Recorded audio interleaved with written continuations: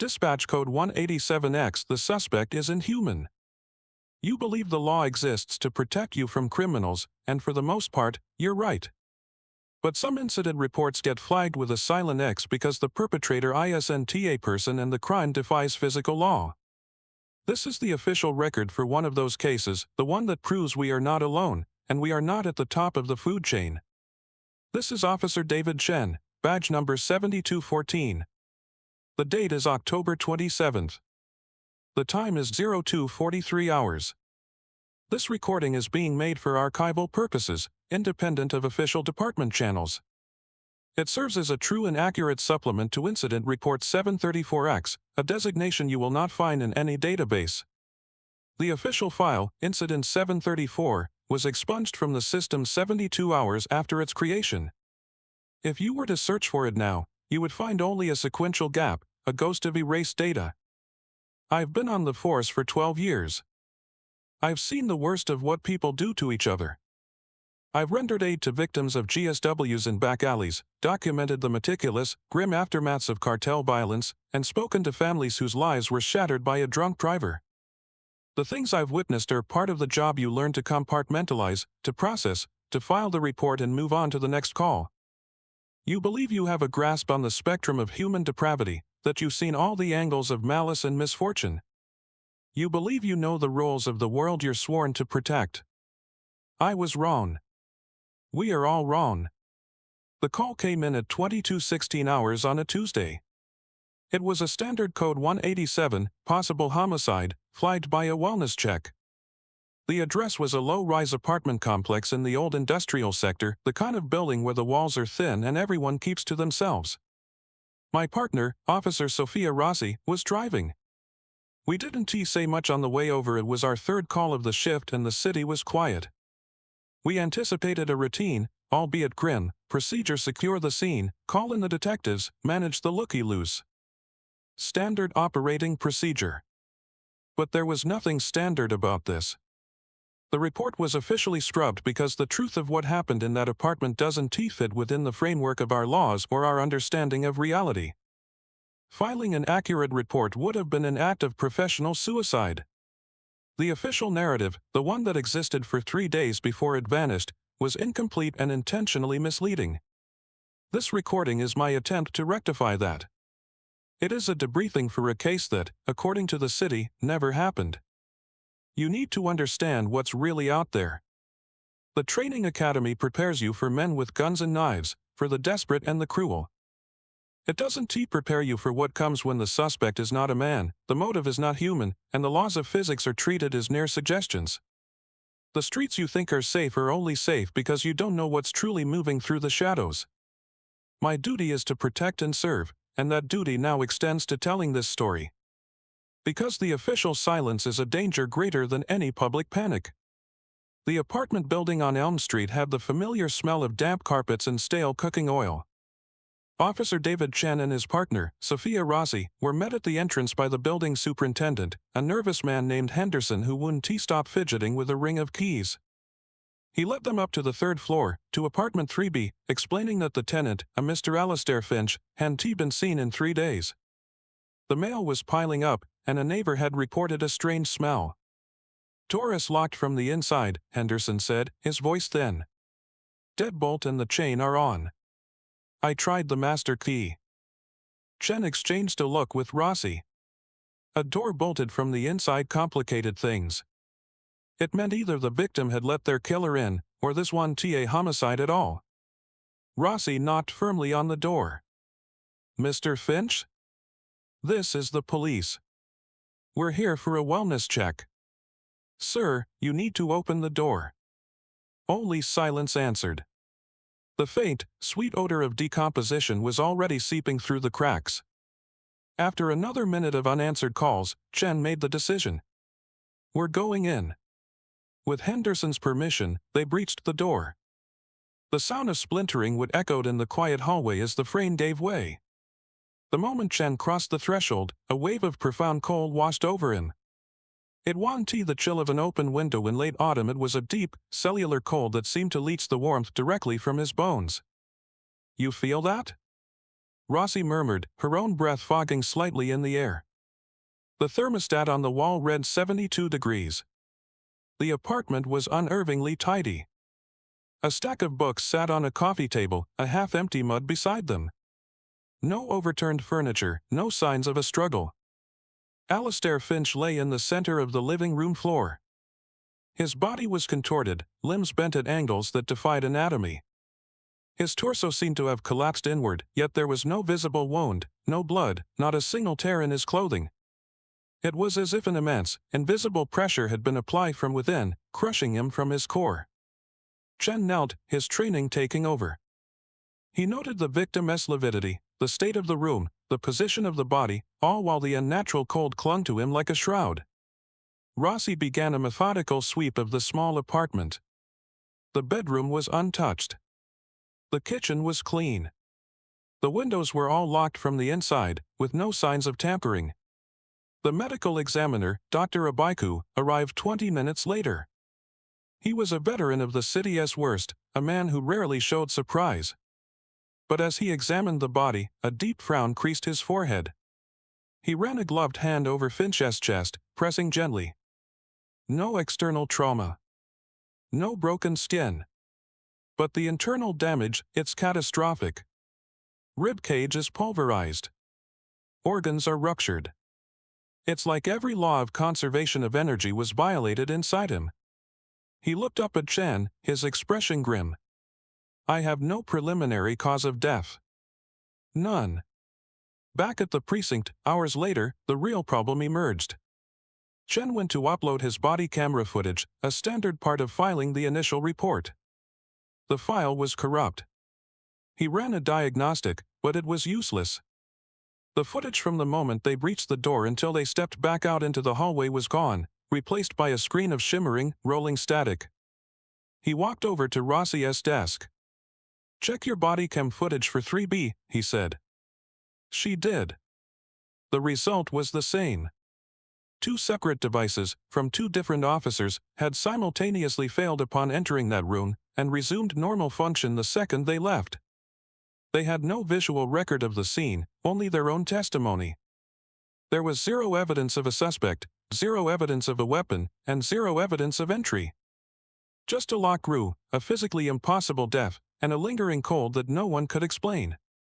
The next morning, the preliminary report from the MES office landed on Officer Chen's desk. It was a document filled with medical terminology that all pointed to a single, frustrating conclusion: cause of death was undetermined. The official report was a tapestry of negatives: no toxins, no pathogens, no signs of asphyxiation or blunt force trauma that could account for the sheer scale of the internal damage. The case was a void. Standard procedure dictated a canvass of the neighboring units, a task detectives usually handled, but Chen and Rossi decided to conduct a preliminary sweep themselves. The residents of 3C and 3D had heard and seen nothing. The apartment directly across the hall was vacant. That left 3A, the unit sharing a wall with the victim's living room. A young woman with tired eyes, Ms. Morales, answered the door, holding a toddler on her hip. When Rossi explained they were investigating a death next door, the woman's shoulders slumped with a kind of weary recognition.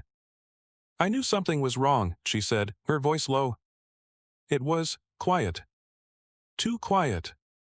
And my daughter, Maya, she hasn't been right for 2 days.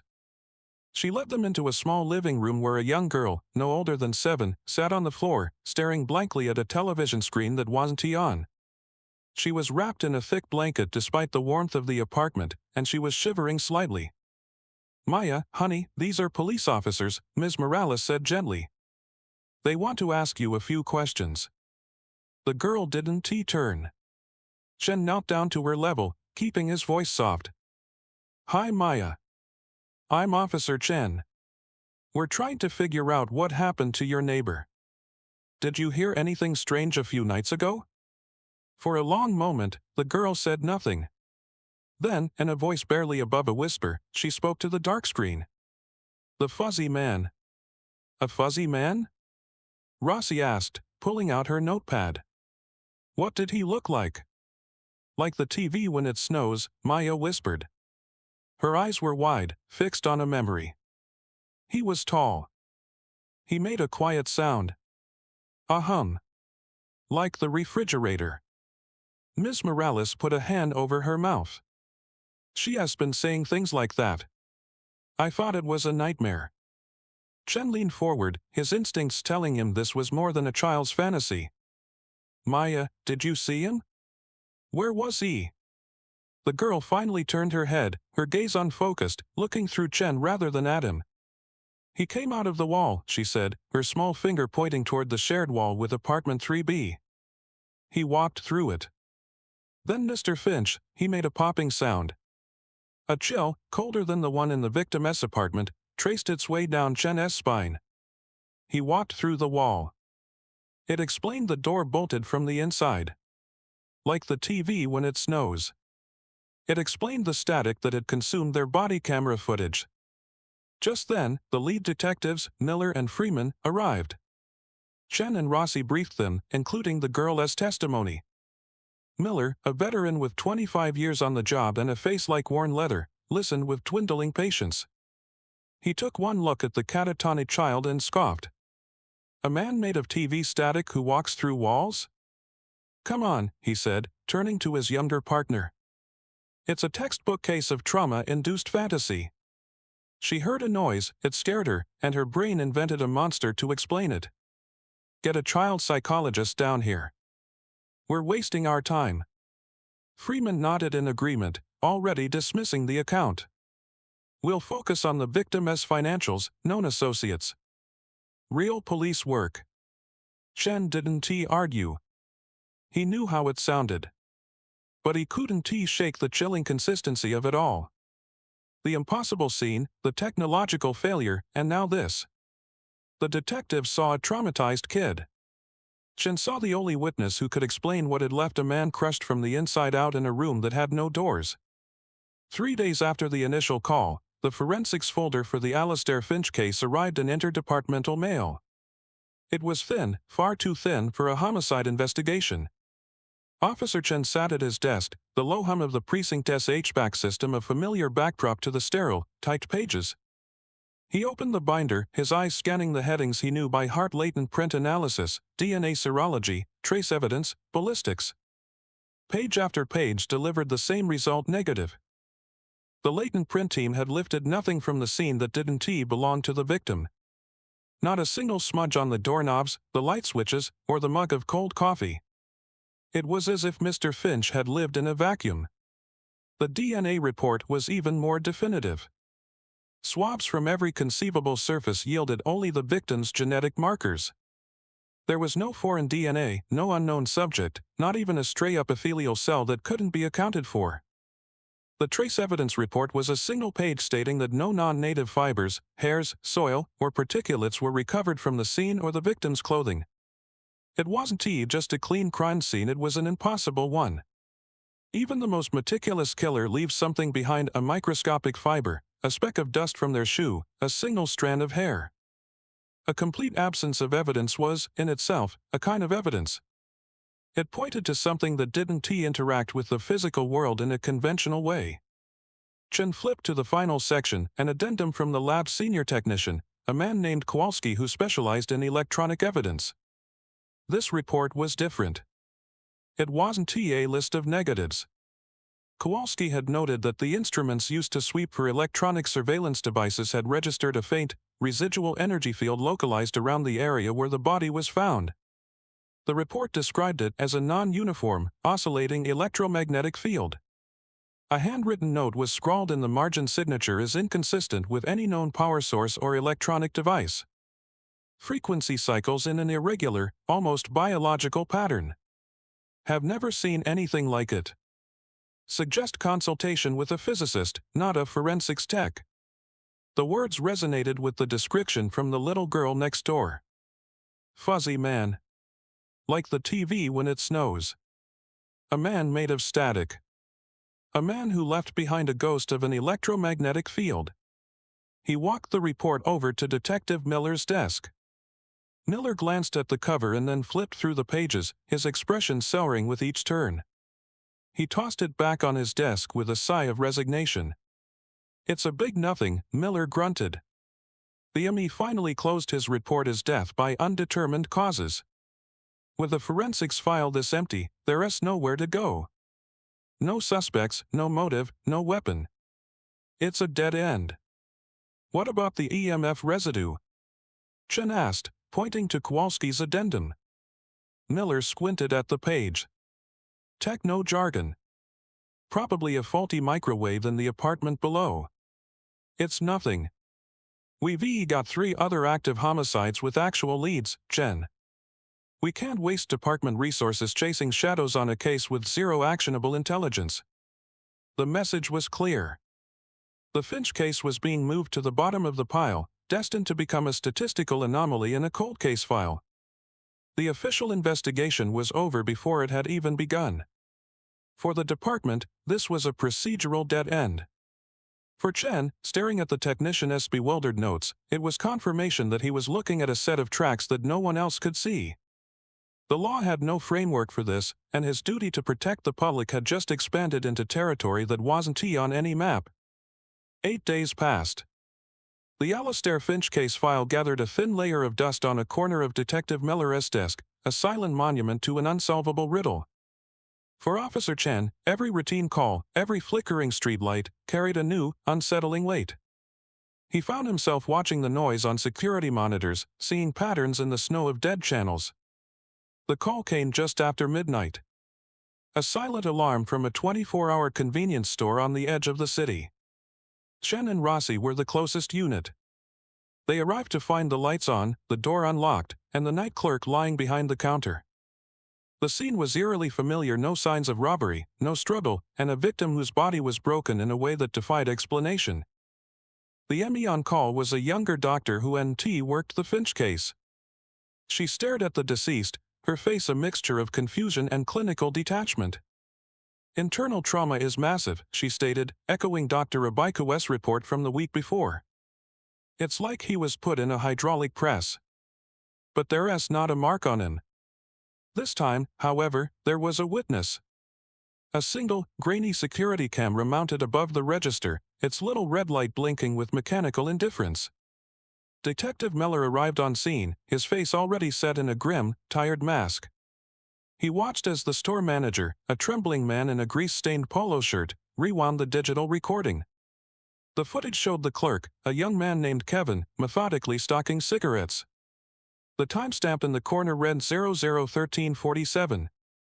He moved with the slow, bored rhythm of the graveyard shift. Nothing was out of place. No one else was in the store. At 00:13:48, it happened. It wasn't a person. It wasn't even a shadow. For a single, jarring second, a vertical band of the video image seemed to liquefy. It was a shimmering distortion, a ripple like a haze, that moved from the left side of the frame to the right. As this wave of visual noise passed over the image of the clerk, his body instantly convulsed and dropped behind the counter, out of view. The distortion continued its path, flowing over the shelves of lottery tickets before vanishing off-screen. A second later, the image was perfectly stable again. They played it back a dozen times. Frame by frame. The distortion had no discernible shape or color. It was an absence of coherent information, a patch of pure static moving with deliberate speed and direction. It had passed directly through the space the victim had occupied at the exact moment of his death. Back at the precinct, the atmosphere was tense. The footage was displayed on the large monitor in the briefing room. The command staff, the captain, lieutenants, and lead detectives watched in silence. They were cops, trained to look for suspects with faces, motives, and methods. What they were looking at had none of those things. "What the hell am I looking at?" the captain finally asked, his voice low and dangerous. "We don't know, sir," Miller admitted. "It's a visual anomaly. It correlates with the TOD, but it's just a glitch in the video." "A glitch that kills people?" the captain shot back. "Twice in 8 days, same mo. This is a pattern. We have to issue an alert." A heavy silence filled the room. "An alert for what?" Rossi finally broke it. "With all due respect, sir, what do we put in the bolo? Be on the lookout for a shimmering ripple in the air?" The question hung there, exposing the chasm between their procedure and the reality of their new threat. How do you instruct over 1,000 officers to be on the lookout for a ghost in the machine? How do you describe a suspect that is nothing more than a distortion on a camera feed? Nevertheless, the order was given. An hour later, a citywide bulletin was transmitted to every patrol car and office arrest terminal. Subject: person of interest, homicide investigation. Description: suspect is not a person, but a visual phenomenon described as a transient, localized distortion. May be correlated with electronic interference. Advise extreme caution. Chen read the bulletin on his patrol car's computer. It was the most absurd and terrifying thing he had ever seen in his career. The department was officially hunting a phantom. The bolo was a joke. A procedural absurdity that left every officer on the street looking for something they couldn't define. Officer Chen knew that conventional police work had hit a wall. The command staff was treating the symptoms, the bodies, without understanding the disease. To find a new angle, he decided to look backward. It was a breach of protocol for a patrol officer to independently dive into homicide archives, but the alternative was waiting for another impossible body to turn up. Late one night, after his shift ended, he used his credentials to access the department's digital cold case archives. The search terms he used were unconventional undetermined cause of death, cross-referenced with massive internal trauma and secured premises. The system returned hundreds of files over 50 years, a digital graveyard of the city's unsolved tragedies. It was too much to sift through. He needed another filter. He thought of the static on the body cams, the ripple on the convenience store footage, the EMF residue. He added a new keyword to his search: electrical malfunction. The results narrowed dramatically. He was left with 6 files. He opened the oldest, dated 1989. The victim was a night watchman at a radio broadcast tower. He was found deceased inside the locked control booth at the top of the structure. The ME at the time had been baffled, ultimately ruling the death a result of a spontaneous aortic dissection of unprecedented severity. Chen scrolled to the supplemental reports. Tucked away in a maintenance log was a note from the station's engineer at approximately 0300, the time of death. The tower's broadcast signal had inexplicably devolved into white noise for 67 seconds, an anomaly the engineer had never seen before or since. The next file was from 1997. A data archivist for a financial firm found dead in a climate-controlled, sealed server room accessible only with a specific keycard. The door was locked from the inside. The coroner had labeled it a catastrophic organ collapse, speculating about a sudden, violent change in air pressure.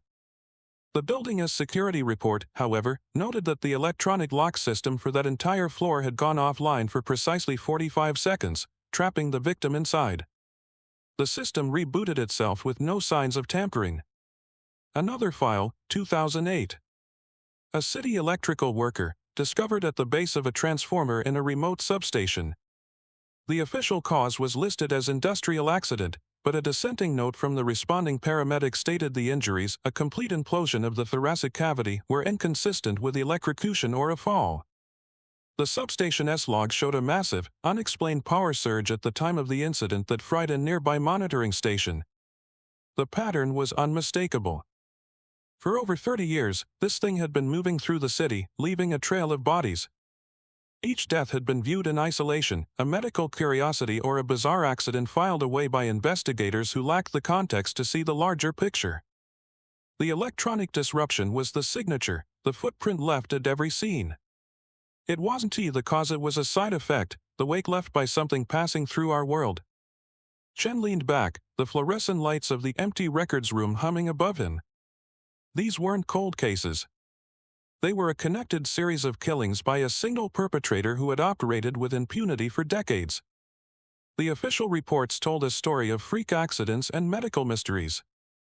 The truth, hidden in the margins and technical addendums, was that something was hunting in their city.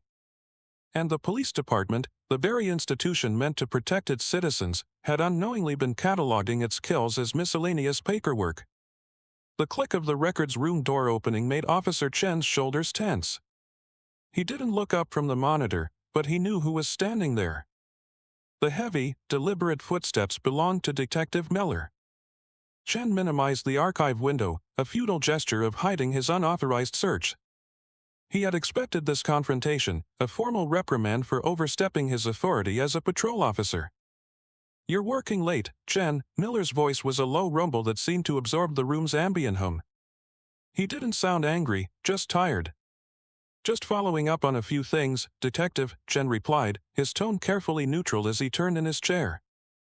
Miller walked past him and glanced at the monitor, his gaze lingering on the search parameters Chen had just used. He nodded slowly, a flicker of something unreadable in his eyes. The watchman at the radio tower in 89. The archivist in 97. The lineman in 08. You found the pattern. It wasn't a question. Chen's heart rate quickened. This wasn't the dressing down he had prepared for. The reports all mention electrical interference coinciding with the time of death, Chen stated, deciding that feigning ignorance was pointless. "That they did," Miller said. He gestured toward the door. "My office." Now. The walk to Miller's small, cluttered office was silent. Chen felt like a rookie being escorted to the principal's office. He expected to see Rossi waiting there, to be reprimanded as a pair. But the office was empty. Miller shut the door, and the click of the lock was unnervingly final. From a steel filing cabinet secured with a heavy padlock, he retrieved a single, thick binder. It was plain black, with no markings except for a small, stenciled number on the spine, 734. He dropped it on the desk between them. It landed with a heavy thud. "You want to know why I dismissed the little girl's testimony? Why I called the EMF reading techno-jargon?" he asked, his voice dropping to a near whisper. "Because I was testing you. I needed to see if you would let it go. You didn't." He opened the binder. The top page was a mission statement, but most of it was redacted with thick black ink. Only a few phrases remained legible: containment of paranatural threats, protection of civilian populace from non-humanoid belligerents, and at the bottom, a title in stark, block letters: Special Operations Unit 734 Charter. Chen stared at the words, the world shifting under him. It was a police document. It was official. It was also completely insane. "My rank is Detective Sergeant," Miller explained, his face grim. "A title I hold for the benefit of the rest of the department. My actual command is this unit. We've existed, in one form or another, since the 1950s. We handle the calls that can't be explained. The evidence that can't be filed. The perts that don't leave prints because they don't have fingers." He turned a page. It was a grainy black and white photograph of the radio tower from the 1989 case. Stapled to it was the engineer's report on the signal disruption. He turned another page, showing a diagram of the server room from 1997. Each of the 6 cases Chen had found was in the file, along with others he hadn't. "The entity you're tracking, we call it a Phasic. It's a predator that seems to exist in a state of flux, only partially manifesting in our dimension to feed on bioelectric energy. That's what causes the internal damage and the electronic interference," Miller said, the clinical terms rolling off his tongue with practiced ease. "You didn't just find a pattern, Chen. You found its hunting grounds." Chen looked from the impossible file to the face of the man he'd known only as a cynical, grounded homicide detective. The pieces clicked into place with sickening clarity. The dismissal of evidence, the dead-end investigations, the quiet burials of inexplicable cases, it was all by design. It was a cover-up, a quarantine of knowledge to protect the public from a truth they weren't equipped to handle. "Welcome to the real police department, Officer Chen," Miller said, his expression devoid of any triumph. "Your first official briefing is tomorrow at 0600. At 0545 the next morning, Officer Chen stood before an unmarked steel door in the sub-basement of the precinct, a level he never knew existed. The air was cool and smelled of concrete and ozone. Sergeant Miller keyed in a code, and the heavy door hissed open, revealing not an office, but a workshop and armory unlike any Chen had ever seen. Racks of standard-issue shotguns and rifles stood next to equipment that looked like it belonged in a physics laboratory. Officer Rossi was already there, examining a bulky, matte black device with a series of copper coils. She gave Chen a small, tense nod. Miller hadn't just been testing him, he'd been testing them both. Forget everything you learned at the academy, Miller began, his voice echoing slightly in the large room. Our objective is not apprehension. It is containment, deterrence, or, when necessary, neutralization. You do not Mirandize these things. You do not attempt to de-escalate. You treat every encounter as a lethal threat, because that's what it is. He gestured to the familiar Glock on Chen's hip. That sidearm is a paperweight. A standard kinetic projectile passes through a Phasic with no effect. It's like shooting at a hologram. It's for show, to maintain appearances when you're on the surface. Miller led them to a locker. Inside was a set of gear that looked both futuristic and strangely crude. He handed Chen a heavy vest, thicker than standard body armor. This is a personal EMF dampener. It won't make you invisible to it, but it might disrupt its ability to target you directly. Think of it as electrical camouflage. Next came a sidearm that wasn't a firearm. It was a pistol-shaped device connected by a thick cable to a power pack on the belt. This is a Model 7 acoustic resonator, Miller explained. It emits a focused, high-frequency sonic pulse. It doesn't damage the Phasic, but it disrupts its coherence, its ability to maintain a stable physical presence in our dimension. It's our primary deterrent. It hurts them, makes them retreat. The final piece of equipment was a small, cylindrical canister. If the resonator fails, this is your last resort. It's a high-energy electromagnetic pulse grenade. EMP. It will fry every unsecured electronic device in a 50-foot radius, including our own gear if we're not careful. It will also, hopefully, destabilize a Phasic enough to force a full-dimensional retreat. Use it only when there is no other option. Miller then handed them a thin, laminated card. It was titled Rules of Engagement Phasic-type Entity. The list was short and terrifyingly direct. It wasn't a police manual, it was a hunter-esque guide for prey that could walk through walls and kill without touching. Chen looked at Rossi, seeing his own mixture of disbelief and grim acceptance reflected in her eyes. His duty was still to protect and serve, but the definition of protect had just been radically redefined. It was no longer about enforcing human laws, but about defending the very boundary of human reality. Unit 734 consisted of 4 people: Sergeant Miller, Chen, Rossi, and a civilian analyst named Elias Vance. Vance was a pale, wire-thin man who operated out of the sub-basement workshop, surrounded by humming servers and oscilloscopes.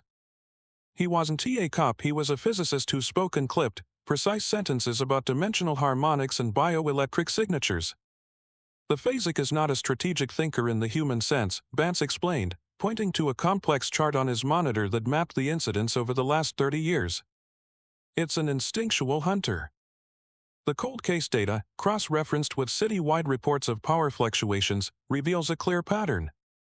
It doesn't target specific people, it targets a specific emotional state.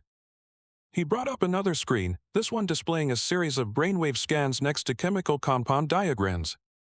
It's drawn to acute neurological distress. Spikes in cortisol and adrenaline act like a beacon for it. Every victim, from the night watchman to the convenience store clerk, was in a state of heightened stress or fear just prior to the event. The watchman was in a high-crime area, the archivist was working on a critical deadline, the clerk had just dealt with an aggressive customer. It feeds on the energy our bodies produce when we are terrified. Miller crossed his arms, his expression like granite. So it's a parasite that smells fear. A crude but accurate summary, Sergeant, Vance replied without looking up from his screen. This gives us an advantage. We can't predict where it will appear next, but we can dictate the location. We can create an attractive feeding ground. The plan was as simple as it was dangerous. They would bait a trap. They secured an abandoned municipal warehouse on the industrial waterfront, a cavernous space of rusting steel and broken concrete. Vance and his small team set up a perimeter of sensors to monitor EMF fluctuations and a series of powerful, experimental sonic emitters designed to create a containment field. The final piece was the bait. "We need a strong, localized emotional spike," Vance stated during the briefing. "Simulated, but physiologically authentic. One of you will need to go to the center of the warehouse floor. We will rig you with a heart rate monitor and a comms unit. Your objective will be to generate and sustain a state of extreme stress." Chen felt a knot tighten in his stomach. They were talking about weaponizing fear, about turning one of their own into a human lure for a dimensional predator. "I'll do it," Rossi said, her voice steady and clear. There was no hesitation. "Sophia, no," Chen immediately countered. "We can find another way. Use an animal, or..." "An animal as fear isn't the same," Vance cut in. "The specific neurochemical signature is key. It needs to be human." Miller looked at Rossi, his gaze intense. "You understand what you're volunteering for, officer? We've tested the containment field, but we have never deployed it against a live entity. If it fails, you'll be at ground zero." "I understand," Rossi said, her jaw set. "This thing has killed at least 8 people that we know of. It's still out there hunting. We can't just wait for it to pick its next target. It's our duty to go on the offensive." Chen wanted to argue, to protest, but he saw the result in her eyes. It was the same look she had when she was the first to run toward the sound of gunfire, the same unwavering commitment to the duty they had both sworn. It was a calculated risk, a necessary danger undertaken to protect others. But as he watched her get wired up by Vance's team, strapping the EMF dampener over her uniform, a cold dread settled over him. They were deliberately inviting the monster into their house, and they were asking his partner to be the one to knock on the door. The warehouse was cavernous and dark, the only light coming from the portable work lamps set up by Vance's team. Officer Chen stood with Sergeant Miller on a raised gantry overlooking the vast concrete floor, their acoustic resonators held at the low ready. Below, Officer Rossi stood alone in a chalk circle, a single, isolated figure in the oppressive emptiness. Through his earpiece, Chen could hear her steady breathing, a fragile sound in the immense silence. "Heart rate is 110 and climbing," Vance's voice crackled over the comms from his mobile command post just outside the warehouse. "She's broadcasting the right signature. Stay sharp." For 20 minutes, nothing happened. The only sounds were the drip of water from the rusted ceiling and the low hum of the containment emitters. Then, a high-pitched whine started in Chen's earpiece, escalating rapidly into a burst of white noise that made him rip the device from his ear. "Comms are down." Miller yelled over the sudden, deafening silence. "It's here." At the same moment, the work lamps flickered violently. A low, gut-vibrating hum filled the air, a sound felt more than heard, resonating deep in Chen's chest. On the floor below, the air in front of Rossi began to shimmer, like the heat haze off asphalt. The shimmer coalesced, growing in size and definition, pulling the light from the room into itself. It resolved into a shape, a 7-foot-tall silhouette of a man, composed not of flesh, but of roiling, chaotic television static. It was the little girl's nightmare brought to life. "Engage," Miller commanded, raising his resonator. Chen aimed his own device, his hands slick with sweat inside his gloves. He squeezed the trigger, and a directed, silent pulse of energy shot toward the figure. Miller fired a half-second later. The waves of acoustic energy hit the entity, and its form wavered, the static churning like a disturbed hornet's nest. It recoiled, but it didn't dissipate. Then the lights on the containment emitters ringing the floor began to flicker. One by one, they sputtered and died. "The field is failing." Vance's voice, tinny and distant, shouted from a nearby speaker, the last vestige of their Fry communication system.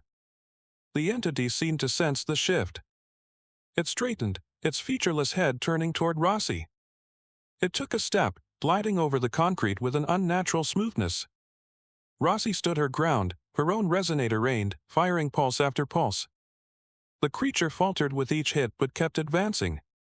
It was 10 feet from her when it raised an arm made of swirling visual noise. The air around Rossi crackled. Without warning, she was lifted from her feet and hurled backward as if struck by a speeding car. She flew 20 feet through the air, her body a ragdoll, before crashing into a stack of metal barrels with a sickening crunch of metal and bone. "Sophia!" Chen yelled, his voice raw. He and Miller laid down a concentrated barrage of fire with their resonators. The entity convulsed under the onslaught, its form flickering wildly. It seemed to lose its focus on the downed officer. With a final, agonizing hum that vibrated the very air, it dissolved, melting back into the empty space it had emerged from. The oppressive silence returned. The emergency lights, running on an independent battery, kicked on, casting the warehouse in a pale, sterile glow. Chen was already clambering down the gantry ladder, his heart pounding in his throat. He ran to Rossi's side. She was conscious, but her face was pale with shock and pain. Her left arm was bent at a horrifyingly wrong angle. She had baited the trap, and it had almost cost her everything. The debriefing took place in the sub-basement workshop an hour later. The air was thick with the smell of burnt electronics and failure. Officer Rossi was absent, taken to a secure, department-contracted medical facility with a compound fracture of the humerus and 3 broken ribs. Her empty chair at the briefing table was a stark reminder of the cost of their first engagement. Elias Spence stood before a large monitor, his usual clinical composure replaced by a frantic, nervous energy. He displayed a complex waveform analysis captured by his sensors in the moments before the containment field collapsed. "I've been going over the data," Vance began, his voice strained. The containment field was designed to operate on a continuous, stable frequency. It should have held. But look here. He pointed to a jagged spike in the data stream. The instant the Phasic fully manifested, it began emitting a counter-frequency. It wasn't a random emission, it was a perfect inverse of our field as harmonic. He toggled the screen, showing 2 waveforms overlaid. One was the smooth, steady output of their emitters. The other, the entity S, was its precise opposite, a mirror image. "It didn't just stumble into a weak point," Vance said, his voice dropping. "It analyzed our containment system in milliseconds and generated a nullifying frequency. It actively dismantled our trap." Sergeant Miller, who had been silently staring at Rossi's empty chair, looked up. "Are you saying it's intelligent?" "Intelligent is a human term," Vance corrected, pacing now. "Let us call it adaptive. We assumed it was an instinctual predator, a shark drawn to blood in the water. We were wrong. This is not an animal. This is a tactician. It probed our defenses, identified the threat, and neutralized it before going after the primary target." The implications of Vance's analysis settled over the room like a shroud.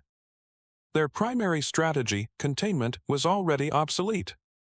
Their technology had been analyzed and defeated on its first deployment. The rules of engagement they had been given just that morning were now dangerously incomplete. They were facing an enemy that learned, an enemy that could adapt faster than they could. Chen thought of Rossi lying in a hospital bed, her bones shattered by an invisible force. The protocols had failed to protect her. The operational distance of 20 meters had been meaningless. Their deterrent technology, the acoustic resonators, had been just that, a deterrent. It had driven the entity back, but it hadn't harmed it. They had managed to sting the hornet, but they hadn't destroyed the nest. "Her injuries," Chen said, his voice flat. "The force that hit her." "What was that?" Vance brought up a final graph, this one showing a massive, localized gravity distortion. "The best I can determine, it manipulated the local gravitational field. It didn't push her, it momentarily made the space she occupied incredibly heavy, pulling her violently backward. It's a level of energy manipulation we can't even begin to comprehend, let alone counter." Miller stood up and walked to the weapons rack, picking up one of the acoustic resonators. He stared at it for a long moment, then placed it back on the rack with a sense of finality. "This is a new game now," he said, his voice hard as iron. "We're not hunting a creature anymore. We're fighting an intelligence. And it knows we're here." The mission was no longer about reacting to its kills. It had become a war against an evolving, intelligent entity. And they had just lost the first battle. EOT. With their current technology rendered useless, Sergeant Miller turned to the unit's oldest and most neglected resource, the paper archives. In a lock room adjacent to the workshop, rows of gray filing cabinets contained the history of Unit 734, a collection of forgotten incidents and discredited theories dating back to the post-war era. For 2 days, Miller and Officer Chen sifted through brittle, yellowed documents, looking for any case that involved an adaptive, intelligent, non-corporeal entity. It was Chen who found it, tucked inside the file for the 1989 radio tower incident. It was a supplemental consultant's report, stapled to the back of the MES findings and seemingly ignored by the original investigators. The author was a Dr. Eris Thorne, listed as a professor of theoretical physics at the local university. The report was dense with scientific jargon, but the core theory was shockingly relevant. Thorne hypothesized that the victim wasn't attacked by a ghost or a spirit, but by what he termed an interdimensional biopredator.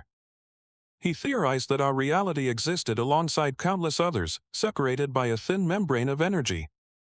Certain entities, he claimed, had evolved the ability to temporarily phase through this membrane, entering our world to feed on the most abundant energy source available, the bioelectric field generated by living organisms. His theory perfectly explained the internal crushing deaths, a rapid, catastrophic energy drain, and the concurrent electronic disruptions, which he described as the wake or bleed-through effect of a foreign dimension brushing against our own. The final page of the report was a series of urgent recommendations for developing defensive technologies based on harmonic resonance, not brute force. A handwritten note in the margin, signed by the Unit commander at the time, read fascinating, but speculative and non-actionable. File and forget. Thorne, Miller said, reading the name over Chen's shoulder. I remember that name. He was a laughingstock. The university forced him into early retirement after he published a paper on weaponized quantum entanglement. The academic community crucified him. A quick search on the department's internal network revealed Thorne's last known address. He had been consulted by this unit over 30 years ago, had given them the exact theoretical framework they needed, and had been summarily dismissed. His work was buried, and the Phasic had been allowed to hunt unimpeded for 3 more decades. The department had the answer, Chen said, a hard edge to his voice. They had a warning, a scientific explanation, and they filed it away. In 1989, this sounded like science fiction, Miller countered, though his voice lacked conviction. We were cops, not physicists. We looked for men with motives, not predators from another dimension. He closed the file with a grim finality. Let us go see if the doctor is still around. Maybe he has had 30 years to figure out how to stop this thing. The duty to protect and serve had been compromised not by a failure of courage, but by a failure of imagination. They were 30 years behind their enemy because the institution they served had been unwilling to accept a truth that didn't fit neatly into a standard incident report. Dr. Eris Thorne lived 2 hours outside the city, at the end of a long, unpaved road deep in the state forest. His home was a small, unassuming cabin, but as Sergeant Miller and Officer Chen approached, they noticed something unusual. A fine, metallic grid was tacked over the entire exterior of the building, a web of copper mesh covering the walls, the roof, even the shutters on the windows. It was a crude, homemade Faraday cage. The man who answered the door looked far older than his 70 years. He was gaunt, with wild, gray hair and eyes that darted nervously, as if constantly scanning for something no one else could see. He held a strange, handheld device that sputtered with static as they drew near. Police, Miller said, holding up his badge. Dr. Thorne, we need to talk to you about a report you filed in 1989. Recognition, and then a profound, weary fear, dawned on Thorne's face. He looked past them, toward the city, a flicker of haunted understanding in his eyes. It's active again, isn't it? He whispered, his voice raspy from disuse. He stepped back, gesturing them inside. The interior of the cabin was even more bizarre. The copper mesh lined the inside of the walls as well, and the air hummed with the low thrum of strange electronic equipment. Wires snaked across the floor, connecting oscilloscopes to buzzing metal pylons in each corner of the room. It wasn't a home, it was a fortress, a haven designed to be electronically invisible. You knew it would come back, Chen stated, looking at the obsessive, paranoid setup. It never left, Thorne corrected, his hands trembling slightly. You just stopped noticing. I have monitored the atmospheric energy patterns for 30 years. I see the ripples. The echoes. There have been dozens of feedings. He sank into a chair, the weight of decades of silent vigilance pressing down on him. Miller briefed him on the recent events, the 2 confirmed deaths, the footage from the convenience store, and their failed attempt at containment in the warehouse. As Miller described their acoustic resonators and containment field, Thorne began shaking his head, a bitter, ironic laugh escaping his lips. Fools, he rasped. Utter, complete fools. You didn't build a cage, you built a lighthouse. A beacon. He staggered to a dusty chalkboard covered in complex equations. This entity exists as a wave, a being of pure energy. Your devices, your sonic pulses, your containment field, they all project focused, coherent energy. To a creature like the Phasic, that's not a weapon, it's a dinner bell. It's a bright, shining light in the darkness, a clear signal of intelligent life with energy to spare. Thorne explained that their active, aggressive tactics were precisely the wrong approach. The entity wasn't just intelligent, it was a being of pure physics. It had defeated their trap because they were trying to fight a wave with a wall. You cannot cage it, Thorne said, his voice gaining strength and passion. You cannot shoot it. You must make this entire dimensional space poisonous to it. Inhospitable. He gestured around the room, at his humming pylons. You don't fight a wave by pushing against it. You disrupt it. You introduce a counterwave, a harmonic dissonance that tears its own structure apart. He explained his theory they needed to create a device that didn't project a single, stable frequency, but a chaotic, multi-layered cascade of them. It wouldn't be a wall to keep the Phasic out, but a field of pure noise that would make it impossible for the creature to maintain its physical form in their reality. It would be the sonic equivalent of trying to stand in the middle of a hurricane. Your duty is not to contain it, Thorne concluded, his fearful eyes now burning with a desperate intensity. It's to evict it. Dr. Thorne, galvanized by the first real chance to prove his life's work, returned with Sergeant Miller and Officer Chen to the sub-basement workshop of Unit 734. He surveyed the unit's existing technology, the failed containment emitters, the acoustic resonators, with a dismissive sniff, like a master chef inspecting a poorly stocked pantry. This is all brute force technology, he declared, tapping one of the sonic emitters. Crude. We need finesse. We need to build a choir, not a battering ram. For the next 18 hours, fueled by stale coffee and a desperate sense of urgency, the workshop transformed. Thorne, working with a feverish intensity, covered whiteboards with a dizzying array of schematics and quantum state equations. He was designing what he called the harmonic repulsor, a device that didn't fire a single, coherent beam, but instead broadcasted thousands of shifting, chaotic frequencies simultaneously. Imagine a perfectly still pond, Thorne explained to Chen, who was stripping copper wire from their old gear. The Phasic is a single, clear note played across its surface, creating a perfect ripple. Our old tech was like throwing a single, large rock into the pond, unnoticeable disruption, but one the ripple can easily flow around. The repulsor, he gestured to the schematics, is like 1,000 scattered handfuls of gravel thrown in at once. It creates so much noise, so much chaos, that the original ripple cannot form. It collapses into nothing. The task of building it fell to Elias Vance and a small, trusted team of department electrical engineers, men who were told only that they were working on a next-generation, non-lethal crowd control device. They worked in shifts, their faces illuminated by the blue light of soldering torches and diagnostic screens. Chen and Miller, their roles as patrol officer and detective temporarily irrelevant, became grunts, procuring obscure components from university labs and military surplus depots, using the unit's black budget to bypass official channels. The device began to take shape on a reinforced dolly in the center of the workshop. It was a Frankenstein-esque monster of salvaged parts and custom-fabricated components, the power core from a prototype EMP grenade, the focusing lenses from a long-range microwave transmitter, and a central crystalline array that Thorne had painstakingly assembled himself. It looked less like a weapon and more like a piece of abstract, industrial sculpture. Officer Rossi, her arm in a heavy cast and sling, returned to the unit against medical advice. Her face was pale, but her eyes were filled with a cold fire. Unable to assist with the heavy lifting, she became the project coordinator, her voice sharp and clear as she managed logistics, cross-referenced Thorness material requisitions, and kept the exhausted team on schedule. Her presence was a constant, grim reminder of their deadline. They weren't just building a machine, they were trying to prevent the next name from being added to the Phasic S list of victims. As the final components were being integrated, a city-wide alert blared from one of Vance's monitoring stations. It was a report of a massive power surge originating from Municipal Power Substation 4, followed by rolling blackouts across the entire Western District. Chen felt a familiar, sickening chill.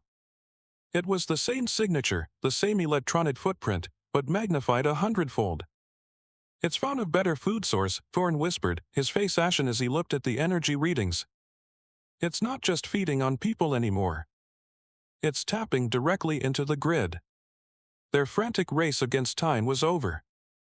The Phasic had made its next move, and their theoretical weapon, still untested and unstable, was now their only hope. The drive to Substation 4 was surreal. A third of the city's lights were out, plunging entire neighborhoods into an unnerving darkness broken only by the sweep of their vehicle's headlights. The official story crackling over the standard police radio was a cascading transformer failure, a catastrophic industrial accident. Unit 734 knew better. They arrived to a scene of controlled chaos. Fire trucks and ambulances crowded the perimeter, their flashing lights painting the substation's chain-link fence in strobing reds and blues. The air buzzed, not with the normal hum of high-voltage electricity, but with the same deep, bone-jarring thrum they had felt in the warehouse, now amplified 1,000 times. The first responders were keeping their distance, held back by the intense and unstable electromagnetic field radiating from the station's core. Sergeant Miller used his authority to clear a path, his unmarked black van rolling past the barricades. Officer Chen looked out the window at the faces of the other cops, the firefighters. He saw confusion and professional concern. They thought they were dealing with a fire, a chemical spill, a conventional disaster. They had no idea that the true threat was something that defied their entire frame of reference. It was the lonely burden of Unit 734 to stand on the wall and fight a monster no one else could see. Inside the substation's main yard, the scene was one of silent devastation. There were bodies, at least a dozen municipal workers, their forms twisted and broken, scattered among the giant transformers like fallen chess pieces. But there was no fire, no smoke, no sign of an explosion. The equipment wasn't damaged, it was just humming. Pulsing with a sickly, violet light that seemed to emanate from the central transformer tower. And there, wrapped around the tower, was the Phasic. It was no longer a shimmering, man-sized silhouette. Fed by the raw, surging power of the city grid, it had grown to monstrous proportions. It was a 20-foot-tall vortex of pure static, a churning column of visual and auditory noise that warped the air around it. Its form was more stable, more defined than before. It was no longer just visiting, it was nesting, plugging itself directly into the heart of the city's power supply. "My God," Dr. Thorne breathed from the back of the van, his face pale as he stared at the energy readings on his tablet. "The power it's drawing, it's not just feeding. It's using the energy to create a stable anchor point in our dimension. If we don't sever that connection, it will become a permanent fixture. A permanent wound in the fabric of their reality." The harmonic repulsor, still strapped to its dolly in the back of the van, was their only chance. The final calibration sequence wasn't even complete. They were going into battle with a weapon they had never tested, against an enemy that had grown exponentially more powerful. "This is our one shot," Miller said, his voice grim as he looked at Chen, and then at Rossi, who sat beside him, her good hand resting on the grip of her acoustic resonator. "We get Thorne and the device to the base of that tower. We protect him while he activates it. No matter what happens, that device is the priority. This is not about containment anymore. This is an extermination." Their duty had never been clearer, or more impossible. They were 4 officers and a disgraced scientist, standing against a creature of living energy that was actively devouring their city. The back ramp of the van slammed down onto the gravel of the substation yard. The low, oppressive hum of the Phasic washed over them, a physical pressure that made their teeth ache. Their mission objective was simple, brutal, and likely suicidal: move a piece of experimental technology 50 yards across open ground, directly toward a 20-foot vortex of hostile energy. Go! Sergeant Miller roared, and the four of them moved as one. Miller and Officer Chen took point, pushing the heavy dolly that held the harmonic repulsor. The device's unshielded power core whined, protesting the intense electromagnetic field. Officer Rossi, her broken arm strapped tightly to her chest, moved alongside them, her acoustic resonator held steady in her good hand.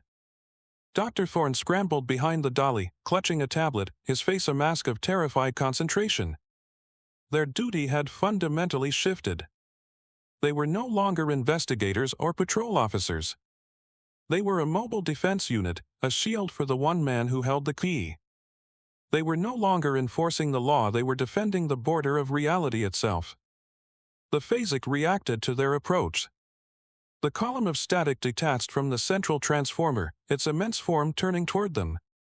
It was faster now, more aggressive. It didn't T-glide, it lunged, covering the distance with impossible speed. Fire! Miller yelled. Chen and Rossi opened up with their resonators, the silent pulses of sonic energy striking the creature's torso. The impacts were negligible, like throwing stones at a battleship. The Phasic barely flinched. Its increased power and more stable form had rendered their primary deterrence almost useless. A tendril of pure static lashed out from its main body. It aimed at them, but at the ground 20 feet to their left. The gravel and dirt where it struck erupted, thrown into the air as if hit by a mortar shell. The entity wasn't just swatting at them, it was ranging them, testing its own offensive capabilities. Keep moving! Chen shouted, pushing the dolly with all his strength. The wheels bogged down in the loose gravel. Every foot gained felt like a mile. Another tendril struck, this time hitting a nearby transformer. The metal groaned and buckled, twisted into a knot of sparking, ruined steel. Shrapnel rained down around them. The sheer, raw power was terrifying.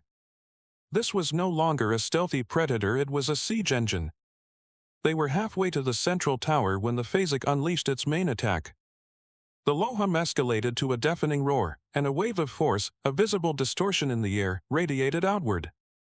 Chen was thrown from the dolly, his EMF dampener vest absorbing the worst of the energy blast but leaving him dazed and breathless. Miller held his ground, his boots digging into the gravel, his body straining as he kept the repulsor from tipping over. Rossi, smaller and lighter, was thrown back several feet, landing hard. Her resonator skittered away into the darkness. Thorne, sheltered by the bulk of the device, was unharmed but paralyzed by fear. The Phasic began to advance on them, its form solidifying, the static churning with malevolent energy. This was it. Their technology had failed. Their bodies were failing. Then, Rossi was back on her feet. Ignoring her injuries, ignoring her lost weapon, she drew her standard issue block. It was a useless, symbolic gesture, a paperweight against a god. But it was the only weapon she had left. She stood between the advancing monster and her fellow officers, a lone, defiant figure preparing to fire a bullet at a hurricane. Her action broke Chen's paralysis. He scrambled back to the dolly, helping Miller right it.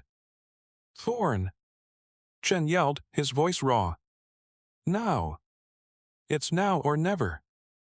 The physicist, jolted by Rossi's impossible bravery, fumbled with his tablet. His fingers flew across the screen, initiating the final activation sequence. A new sound joined the cacophony of the substation, a rising, multi-tonal whine from the repulsor. They were no longer cops. They were keepers at the gate, making a final, desperate stand. As Dr. Thorne's fingers swiped across the final activation command on his tablet, the harmonic repulsor came to life. The rising whine erupted into a deafening, multi-layered shriek, a symphony of pure, chaotic noise. It was a sound that had no right to exist, 1,000 frequencies warring with each other at once. A pale, shimmering dome of energy expanded rapidly from the device, washing over the substation yard. The effect on the Phasic was instantaneous and absolute. The moment the harmonic wave touched the entity, its gargantuan form convulsed. The churning static of its body lost all cohesion. It was like watching a film burn, the image distorting and melting away into nothing. The deep, vibrating hum it produced was ripped apart by the repulsor's chaotic frequencies. For a brief, silent second, the creature's silhouette seemed to flicker, revealing not an energy being, but a tear in the very fabric of the night sky, a glimpse into a place of black, swirling madness. Then, with a final, silent implosion, it was gone. The oppressive pressure in the air vanished. The deep thrumming ceased. The sickly violet light emanating from the transformers faded, replaced by the normal, steady hum of electricity. The rolling blackouts across the city ended as the grid stabilized. The only sound left was the discordant shriek of the repulsor, which Thorne quickly deactivated. Silence descended upon Substation 4, broken only by the distant wail of approaching sirens and the ragged breathing of 4 exhausted people. They had done it. They had won. There were no cheers, no celebration. Just the profound, bone-deep weariness of survival. 2 days later, Officer David Chen sat in his patrol car, reading the official city report on his terminal. The headline was mundane, reassuring faulty wiring blamed for substation tragedy. The article detailed a catastrophic cascade failure, a 1 in a million industrial accident. The 12 deceased workers were tragic victims of mass electrocution.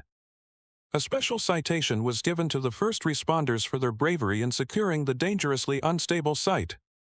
There was no mention of a monster made of static, of impossible forces, or of a small, clandestine unit of police officers. There was no mention of Unit 734. The harmonic repulsor was now classified as a prototype energy grid stabilizer, its schematics locked away in the deepest recesses of the Department's archives. Dr. Eris Thorne had been given a generous, anonymous grant to continue his atmospheric research, on the strict condition of his perpetual silence. Officer Rossi was on extended medical leave, her official story being that she was injured during a training exercise. And Officer Chen was back on patrol. The city looked the same. The people rushing to work, the traffic, the noise, it was all exactly as it was before. But for Chen, the world had been fundamentally altered. He now knew what lived in the static between radio stations, in the flicker of a dying fluorescent light, and the cold places where the laws of his world wore thin. His duty remained unchanged. He was a police officer, sworn to protect the public and uphold the law. But his jurisdiction had expanded. It now included the unseen borders of reality. He was still a cop, but he was also a keeper at the gate, a silent guardian against threats the city could never comprehend. His real reports would never be filed, his real battles would never be known. His service was to maintain the comforting, fragile lie that the only monsters were human. And as he pulled out into traffic to answer a routine call, he accepted the profound, lonely weight of that truth. The official story is a necessary lie, a comforting blanket thrown over a chilling reality. It reminds us that true duty isn't about the laws written in books, but the unseen lines drawn to protect a world that must remain ignorant. In the end, we learn we are not alone in the universe, and the keepers at the gate are the only ones who know our true place on the food chain.